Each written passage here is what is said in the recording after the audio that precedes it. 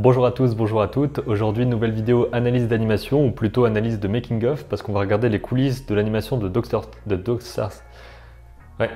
les coulisses de l'animation de Dr Stone, qui est un animé que vous m'avez recommandé et dont j'ai trouvé le making of sur la chaîne Crunchyroll. Pour résumer l'histoire, on est dans le futur et il y a quelqu'un qui va vouloir recréer toutes les technologies qui ont été détruites. Et on va regarder ensemble le making of qui dure 25 minutes, que je vous invite à aller voir en entier si vous voulez le voir en entier. Et on est parti. On va avoir notamment l'explication du producteur, qui est celui qui met en place en gros le projet. On a également le réalisateur.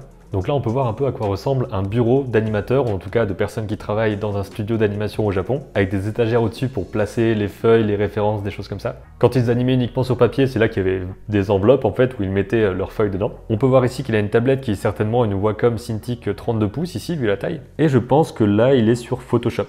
Ici, on peut voir qu'il se réfère au manga original pour écrire son histoire et peut-être aussi mettre en scène le storyboard. C'est vrai que dans le cadre des animés, il y a aussi tout un travail d'adaptation, de savoir qu'est-ce qui est respecté, qu'est-ce qui ne l'est pas. Je pense que dans la plupart des adaptations d'animés, ça respecte globalement le manga, ça suit à la lettre les épisodes, mais j'en suis pas certain. Dans tous les cas, il y a un travail d'adaptation, ne serait-ce que visuel, parce que ce qui marche sur papier ne marchera pas forcément à l'écran, et surtout en animation, en volume.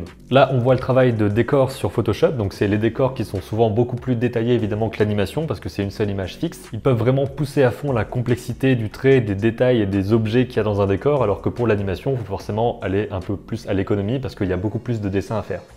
La première chose qu'ils doivent faire, c'est de décomposer la série en différents épisodes par rapport aux matériaux qu'ils ont de base, le manga.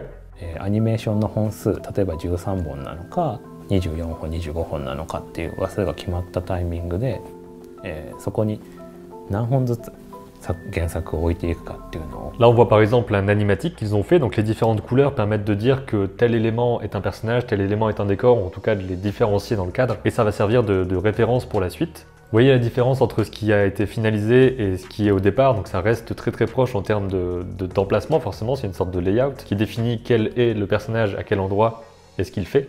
Ici, ils définissent quelle est la taille du personnage par rapport au décor. C'est très important de le savoir en termes de proportion, et pour savoir aussi la taille qu'il faut dans le fichier sur lequel on va animer les personnages.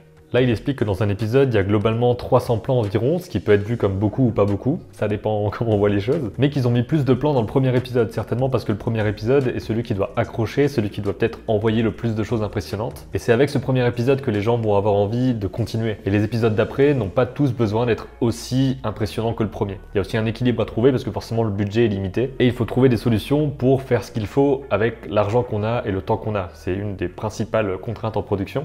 ではこのカット、線空が、紙を書き上げて正面を見て見栄を切るという内容のカットなんですが、このカットがどういうふうに作られているかを説明していきます。まずラフ画というんですが、 Donc visiblement, la majorité de la production a été faite sur papier, apparemment, vu qu'il a des plans comme ça. Et dans le storyboard, on peut voir ici que ce plan-là est décomposé en 3 cases. Donc ça dépend à quel point on veut détailler le mouvement, à quel point on veut qu'il soit compréhensible par la personne qui va avoir le storyboard en main. Et par exemple ici, on a la main sur le front, la tête baissée, il lève la tête et ensuite il regarde la caméra. Mais parfois, un plan dans un storyboard n'a vraiment juste qu'une seule case parce que c'est compréhensible. Le réalisateur qui fait le storyboard ici doit définir vraiment les instructions principales pour les animateurs, donc quels sont les mouvements de caméra, est-ce que les choses sont au premier, à l'arrière-plan, qu'est-ce qui passe devant quelle chose, tout ce qui va permettre en fait d'avoir les informations nécessaires pour travailler correctement. でここはあんましセリフが多くはなく音楽メインで、見せるようなシーンだったんで、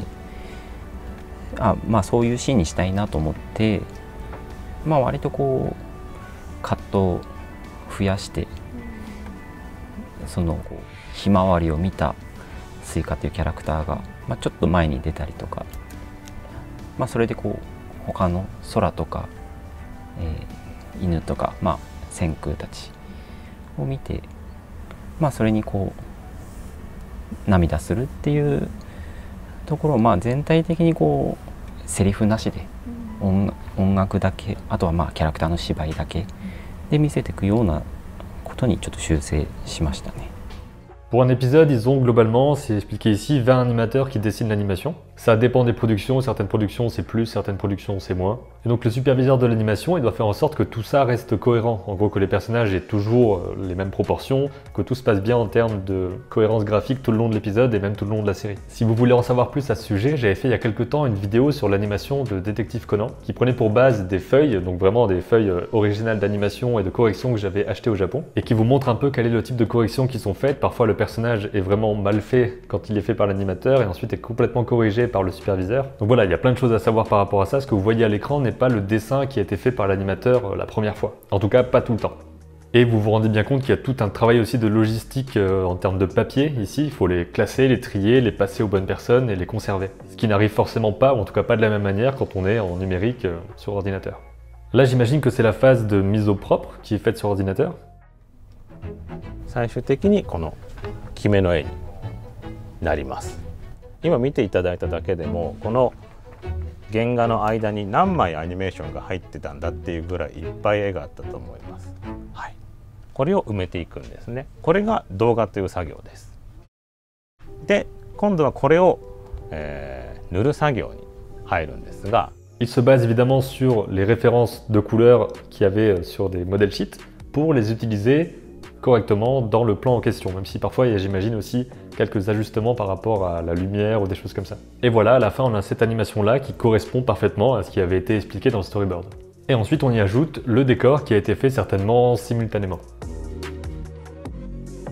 Donc ici, ils parlent des références qu'ils ont pour trouver les bonnes textures et comment animer et comment dessiner les différents matériaux qui sont utilisés dans Dr Stone. Donc il y a de la pierre, du bois, des coquillages, plein de choses. Et par exemple, à un moment donné, il y a un personnage qui va exploser des coquillages et donc ils ont explosé des coquillages pour voir à quoi ça ressemblait au final, quoi. La référence, c'est super important dans tous les cas, que ce soit par rapport au personnage, par rapport au décor, par rapport au type de mouvement de tel ou tel élément. Si on regarde ce qui se passe dans la réalité, on aura forcément une bonne base de travail pour ensuite éventuellement la déformer, mais avoir quelque chose de crédible.